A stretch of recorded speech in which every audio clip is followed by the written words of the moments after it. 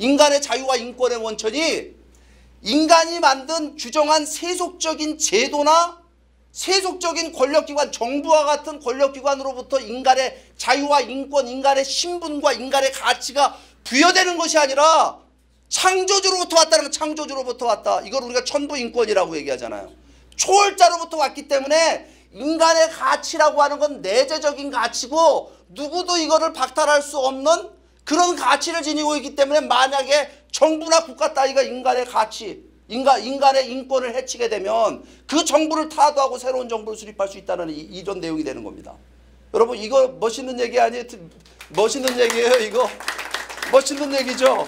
그러니까 어떤 사람들은 그래요. 에이 이거 원 네이션 이거 가 지워버리고 우리가 민주주의만 하면 될 수 있대. 민주주의. 웃기는 얘기들하고 앉아있어요. 여러분 민주주의가 오래된 제도예요? 아니면 얼마 안 된 제도예요? 오래된 제도예요? 이거 무지하게 오래된 제도입니다. 민주주의라는 건 그리스 로마에서도 있었던 겁니다. 그죠? 우리나라에도 민주주의 있었어요. 조선시대도 민주주의 있었잖아요. 민주주의라는 게 뭐 별겁니까? 근데 문제는 뭐냐면 오늘날 우리가 현대 문명 속에 우리가 자유민주주의를 누리고 살아가는 민주주의는 달라. 언제부터 달라졌느냐? 인간의 자유와 인권이 세속적 권력기관으로부터 오는 것이 아니라 이것이 창조주 초월자로부터 천부적으로 부여됐다라고 하는 개념이 탄생되고 그 개념이 정치체제로 실현되면서부터 이게 만들어진 겁니다. 맞는 것 같아요? 틀린 것 같아요? 그러니까 여러분 보세요. 이거 개념에서 어떤 사람이 이거 가 빼도 우리가 얼마든지 아름다운 나라 만들 수 있어. 여러분 여기 원 네이션 언더 갓에 갓을 빼면 그 자리에 누가 들어갈 것 같아요? 북한 누가 들어가 있어요? 원 네이션 언더? 김 패밀리 김씨일족이 들어가 있잖아요. 백두혈통이라나 뭐나. 중국은 누가 들어가 있어요? 그게 뭐냐면 이게 세속적 권력기관이 들어가 있는 거예요. GCP, CCP입니다. 차이니스 커뮤니스트 파티, 중국 공산당이 들어가 있잖아요.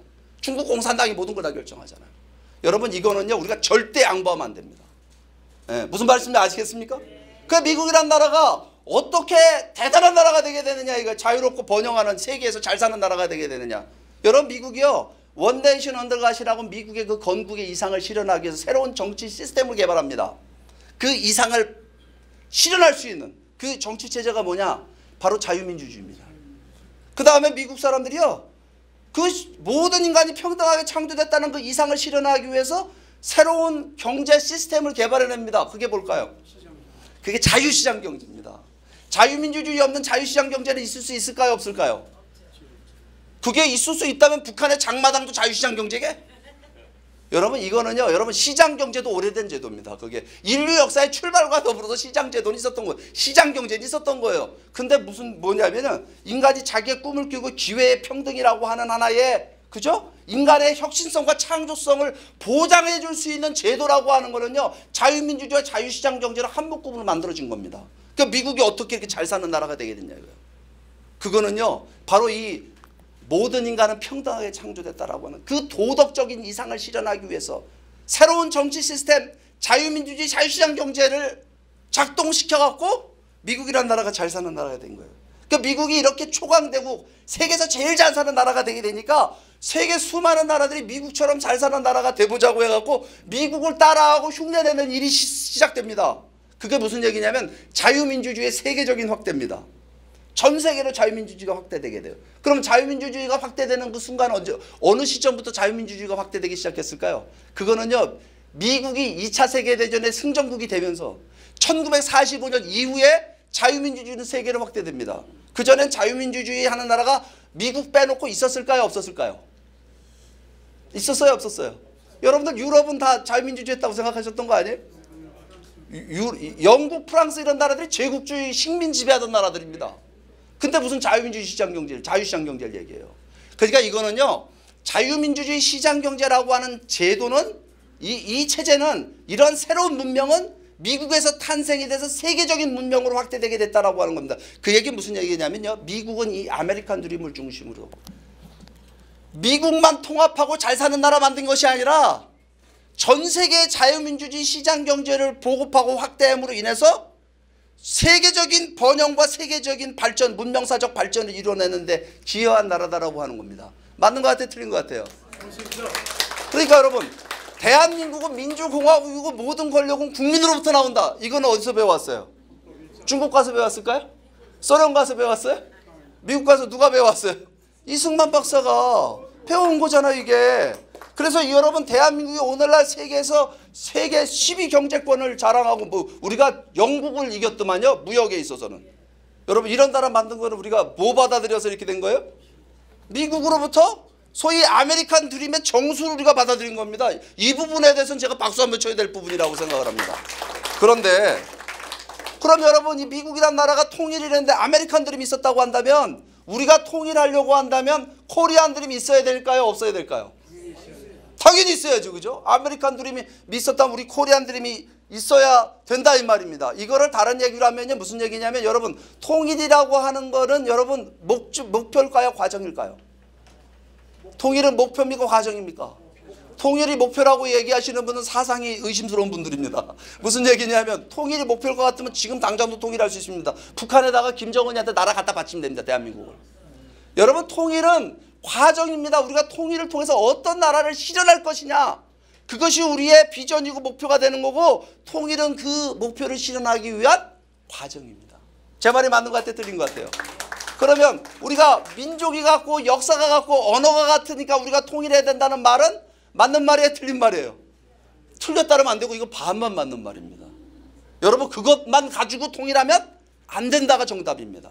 우리가 어떤 통일된 국가를 실현할 것이냐라고는 통일의 비전이 오늘 우리에게 명확해야 된다라고 하는 겁니다. 그럼 여러분 미국 사람들에게는 모든 인간은 평등하게 창조됐다라고 하는 건국의 이상이 있었는데 오늘 우리들에게는 어떤 건국의 이상, 한민족이라고 한다면 누구나 다 공감할 수 있는 역사적인, 누가 그 인위적으로 만든 것이 아니라 역사적으로 공감할 수 있는 한민족의 민족 정신과 우리의 건국 정신으로 얘기할 수 있는 게 있을까요, 없을까요?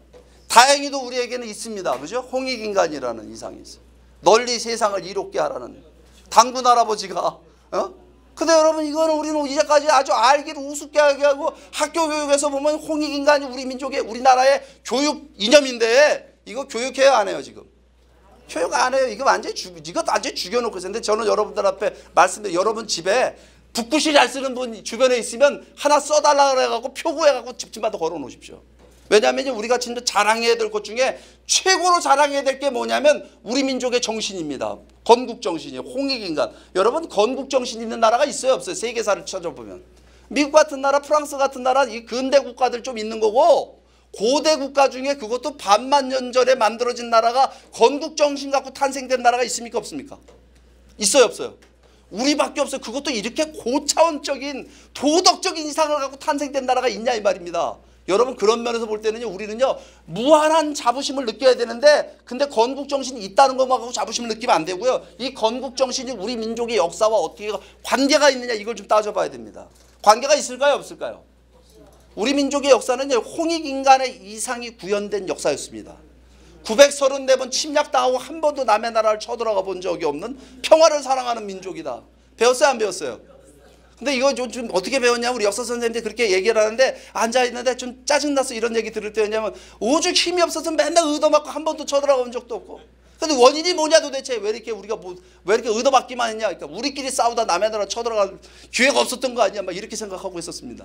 근데요 이게요 진짜 생각해 보니까 우리 역사의 도덕적 권위를 얘기하는 거더라고요. 맞습니까, 틀립니까? 한국에 여러분 역사 박물관에 가보면 남의 나라에서 노략질해오고 도둑질해온, 약탈해온 문화재가 있습니까, 없습니까? 단 한 점이 없잖아요. 일본 가면, 중국 가면, 프랑스 루브르 박물관 가면요, 도둑놈들이야 다 그거는. 근데 우리는 뭐냐면 남의 나라를 침략하는 침략 접근성이 없어요. 근데 왜 그런 줄 아세요? 어떤 역사학자가 설명하는데 아주 기가 막힌 설명을 하더라고요. 우리 한국 사람들이 종교를 너무 잘 믿었대요. 우리 선조들이 유불선, 그죠? 불교 받아들여서 불교 이상 국가를 만들었던 민족 아닙니까? 통일신라 고려시대까지 유교 받아들여갖고 유교 이상 국가를 만들려래. 그냥 무슨 불교를 개인이 믿고 해탈하고 뭐 이게 아니고 극락왕상을 했다는 게 아니라 부처님의 도덕적 이상이 실현된 나라를 만들려고 했던 거 아닙니까? 그렇잖아요. 그러니까 외적들이 쳐들어오면 승려들이 나가 싸운다 그래갖고 우리나라 불교를 뭐라고 얘기합니까? 허곡불교라고 그래요. 유교를 이렇게 열심히 실천한 나라가 있어요? 중국에서 여러분 우리나라 유학 오잖아요. 공자님 사상 배운다고 지금 한국으로 유학 오잖아요. 여러분 한국 사람들이 보면 공자님의 도덕적인 이상이 실현되는 걸 노력했다는 있다는 겁니다. 제가 오늘 이 시간에 이거 설명할 시간이면 짧게 지나가려고 합니다.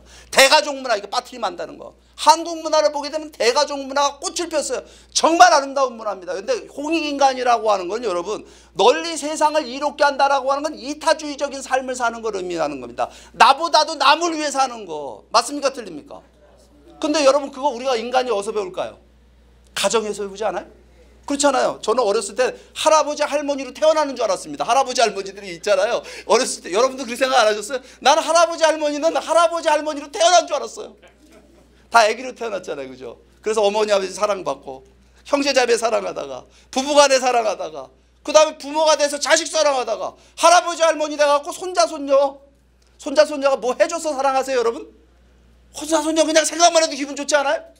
우리 인간이라는 게 우리가 무슨 인생을 우리가 설계한 게 아니라 창조주에 의해서 그렇게 삶의 코스를 가도록 만들어 놨습니다. 맞습니까? 틀립니까?